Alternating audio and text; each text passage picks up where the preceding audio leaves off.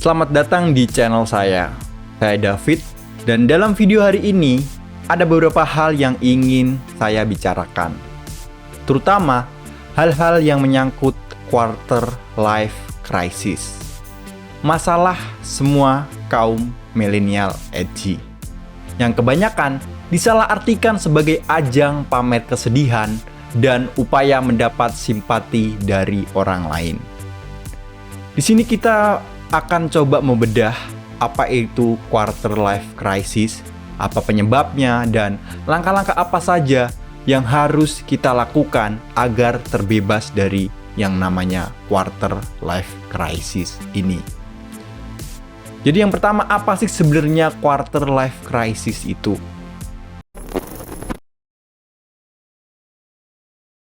Para kaum milenial yang lahir pada tahun 1980 sampai tahun 2000 memiliki kadar stres yang lebih tinggi dibandingkan generasi yang lain, yang menyebabkan mereka mengalami yang namanya quarter life crisis. Quarter life crisis ini sederhananya adalah perasaan takut dan cemas akan kehidupan di masa yang akan datang.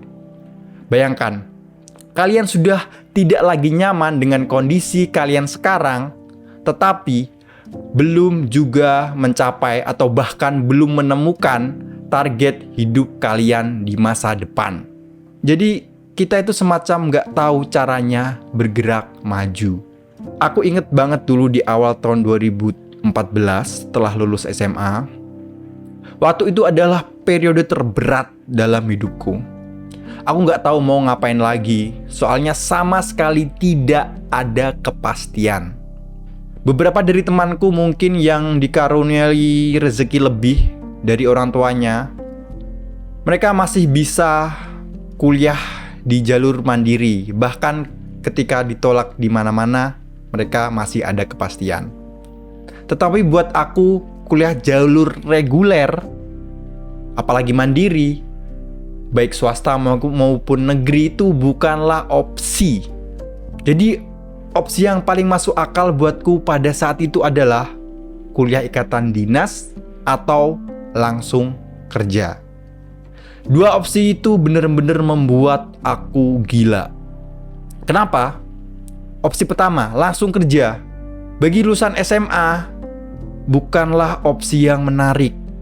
Karena tanpa pengalaman, kita hanya bisa bekerja di low level job saja.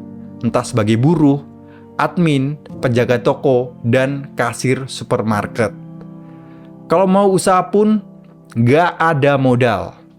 Opsi pertama bukanlah opsi yang mudah dan benar-benar sangat menakutkan buat aku. Aku nggak siap terjun langsung di masyarakat untuk bekerja pada saat itu. Karena wajar ya, baru saja kita menikmati hingar-bingar kehidupan SMA yang sangat menyenangkan, tiba-tiba harus bekerja. Kan itu sungguh sangat-sangat berat buat aku pada saat itu. Sementara opsi kuliah di jalur ikatan dinas merupakan opsi yang sangat berat. Aku nyadar sih dengan kemampuanku pada saat itu, kesempatan untuk sukses, untuk berhasil, untuk lolos itu sangat kecil. Jadi disinilah perasaan stres dan ketidakpastian akan masa depan mulai menggerogoti isi kepalaku. Quarter life crisis itu nyata. Soalnya di tengah tingkat stresku yang tinggi pada saat itu, aku inget banget sempet sakit karena badanku itu nggak mampu menelan makanan, otot-otot tubuhku lemes, dan kepalaku rasanya selalu pusing, mentok gitu. Puncaknya, tiba-tiba aku tumbang, dan kata dokter, aku itu kena tipes. Penyakit yang nggak pernah aku alami sebelumnya. Itu sangat aneh sih. Nah, ketika momen quarter life crisis itu pertama kali menimpaku, hal yang pertama kali aku lakukan adalah menghapus semua postingan dan menghilangkan semua profil sosial mediaku. Kelihatan sangat klise kan? Tujuannya sih supaya terputus dari kehidupan sosial dan orang-orang itu gak bisa tahu apa yang aku lakukan selanjutnya. Dan apakah hal itu berhasil? Tidak. Soalnya pada saat itu aku tetap aktif di media sosial, tetap nonton story dan postingan orang-orang. Seperti sudah mencoba sembunyi, tapi tetap gak bisa lari. Penyebab utama quarter life crisis itu adalah bagaimana cara kita menilai sukses. Cara lama menilai sukses yang orang tua kita dulu lakukan dan alami sangat berbeda dengan sekarang. Dulu, orang tua kita hanya berpikir melakukan apa yang orang tua atau orang terdekatnya lakukan. Kalau usaha ya ikut berdagang, yang orang tuanya jadi guru ya ikut jadi honorer, kemudian bisa diangkat menjadi guru. Atau yang paling umum kalau keluarganya aparat ya jadi polisi atau tentara. Dan tekanan untuk sukses itu nggak sebesar sekarang. Dulu mungkin kita hanya perlu membandingkan diri kita dengan teman atau saudara-saudara lingkungan terdekat kita saja. Kalau sekarang, kita bisa membandingkan diri kita dengan siapapun, bahkan orang yang tidak kita kenal. Positifnya, hal itu bisa memicu motivasi kita. Namun, beban berat atau cara kita memandang sukses itu jauh lebih luas. Sementara kemampuan, sumber daya, dan dukungan kita untuk mencapainya itu terbatas. Jadi kita sekarang itu hidup di zaman budaya perfeksionis, di mana kita selalu ingin mengikuti jejak kesuksesan orang-orang yang kita kenal atau kita tahu. Orang-orang di media sosial berlomba-lomba membuat gambaran tentang diri mereka yang bahagia, sukses, dan kaya raya.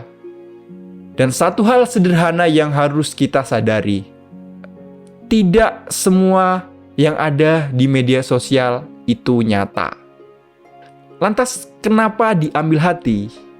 Nah, itu pertanyaan besarnya yang harus kita cari tahu jawabannya sama-sama.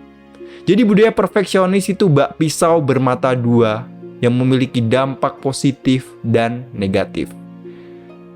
Jadi bagaimana cara kita melewati fase quarter life crisis ini? Ada satu quote dari psikologis yang namanya Carl Rogers. Quote-nya seperti ini. Apa maksudnya? Jadi biar aku jelaskan. Beliau punya teori seperti ini. Kita sebagai manusia selalu ingin mencapai potensi penuh yang mungkin bisa kita capai. Hal yang wajar kan? Dan proses ini terus berubah-ubah, bukanlah keadaan yang akhir. Puncaknya adalah ketika kita bisa mencapai tingkat kematangan dan kedewasaan dan bisa memanfaatkan potensi sekaligus mengetahui batasan dan kekurangan yang kita miliki. Untuk memahami itu, aku ajak lagi kalian ke dalam momen quarter life crisis yang aku alami pada masa SMA. Jadi, setelah aku kena tipes, satu hal yang aku sadari, aku nggak boleh terlalu mikir macam-macam. Aku harus tahu mana yang bisa dikontrol, mana yang tidak. Jadi setelah itu aku fokus belajar untuk bisa diterima di salah satu perguruan tinggi ikatan dinas. Singkat cerita, aku bisa lulus dan langsung bekerja. Pertanyaan besarnya adalah, apakah aku sekarang di umur 20-an ini hampir kepala tiga sudah melewati masa quarter life crisis itu? Jawabanku, iya. Karena aku sudah bisa mengkontrol banyak hal dalam hidupku. Aku sudah ngerti batasan, kelebihan, kekurangan yang aku miliki. Tetapi apakah aku sekarang merasa sudah berada di puncak kematangan dan merasa sukses? Jawabannya tidak. Karena banyak hal yang masih belum aku gapai. Bedanya, sekarang aku lebih tahu hal-hal apa yang harus aku lakukan. Semisal, kalau aku naik anak tangga itu aku tahu aku harus naiknya satu-satu perlahan supaya bisa sampai ke tujuan yang aku tuju. Dan kalaupun gagal, setidaknya aku udah mencoba. Beda sama dulu waktu masih SMA, pengennya langsung nyampe ke puncak tanpa tahu bagaimana cara meraihnya.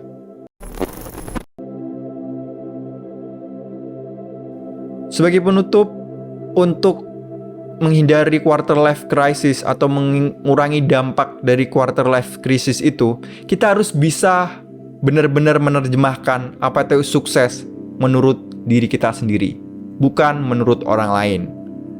Dan yang penting adalah kita itu harus selalu punya tujuan, dan kita juga harus tahu bahwa kegagalan itu bukanlah akhir. Kita harus memandang kegagalan itu adalah jalan bagi orang yang selalu punya tujuan. Terima kasih.